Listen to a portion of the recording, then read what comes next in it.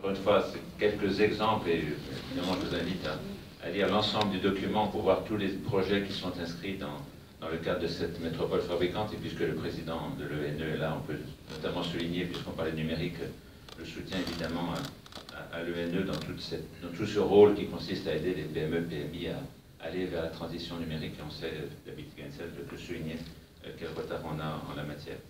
Métropole fabricante, première thématique. Deuxième thématique, deuxième adjectif, c'est celui de métropole apprenante, qui correspond évidemment à l'enjeu qui est l'enjeu de nos citoyens, de l'ensemble des Lyonnais, de la formation tout au long de la vie. On sait que c'est un enjeu important de se former, de s'adapter évidemment à un marché de l'emploi qui n'est plus celui qu'on connaissait autrefois, et de faire aussi que l'appareil de formation s'adapte aux besoins des entreprises, parce que évidemment nos partenaires économiques le savent. Il n'est pas normal aujourd'hui qu'un certain nombre d'entreprises soient impactées dans leur développement par la difficulté qu'elles ont à recruter le personnel qualifié sur la métropole de Lyon, dans tout l'enjeu effectivement d'adapter cet appareil de formation aux besoins des entreprises et des PME, PMI. C'est évidemment, et Gérard Plon le soulignait tout à l'heure, l'enjeu de l'excellence internationale de l'université, de l'IDEX, mais pas que de l'IDEX. Comment on continue à aider notre université, ces 144 000 étudiants, à rentrer. Alors là, on parle du classement de Shanghai, on parlait du top 10 pour la métropole, on en est loin pour l'université, donc comment on aide cette université, Hugues, a toujours progressé pour rentrer dans le top 50 des grandes universités mondiales. Et puis c'est finalement aussi la formation, un secteur économique en tant que tel, et Lyon a beaucoup d'atouts pour être une capitale européenne de la formation et développer effectivement ce secteur comme finalement un nouveau cluster, au même titre que les autres clusters. Alors là aussi, quelques exemples rapidement de nouveaux projets autour de cette problématique de la métropole apprenante. Si on peut passer la slide suivante. Ça tourne beaucoup, effectivement, autour de la capacité que nous avons à continuer à faire de nos deux grands campus, à Lyon-Tech, Ladois et Gerland, des campus à visibilité internationale, à l'image d'Oxford, de Cambridge en Angleterre et de Cambridge à Boston, enfin de ces grands campus qui sont, parce qu'ils sont des campus à dimension mondiale, attractifs pour les étudiants et chercheurs du monde entier. Il y a évidemment là un enjeu important de ces deux campus.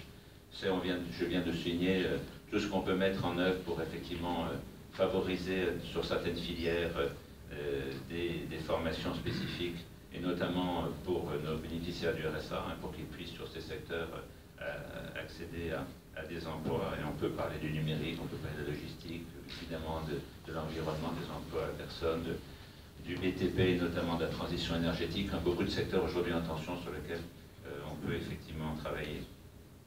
C'est tout ce qu'on fait en matière de renforcement de l'offre de scolarité internationale. Vous savez que nous allons financer une extension de la cité scolaire internationale, parce qu'aujourd'hui on a beaucoup de difficultés à accueillir ces enfants de cadres étrangers qui s'installent à Lyon, mais aussi le soutien qu'on peut donner à l'offre privée, puisqu'il existe des écoles privées qui se développent à Lyon et dont on a besoin.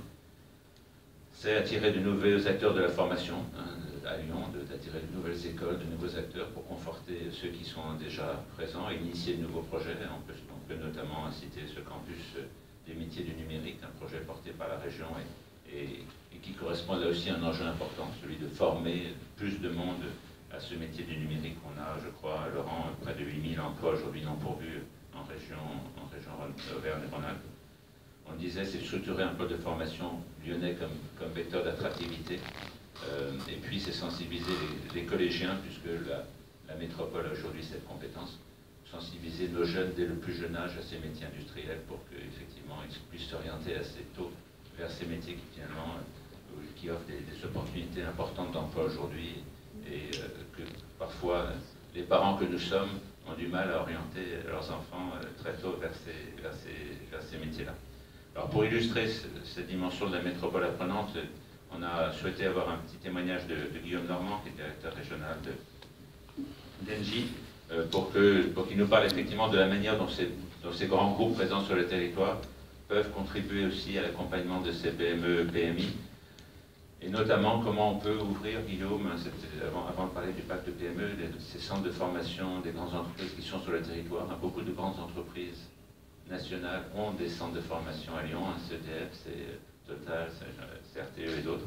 Comment finalement ces centres de formation peuvent aussi s'ouvrir aux besoins des petites et moyennes entreprises.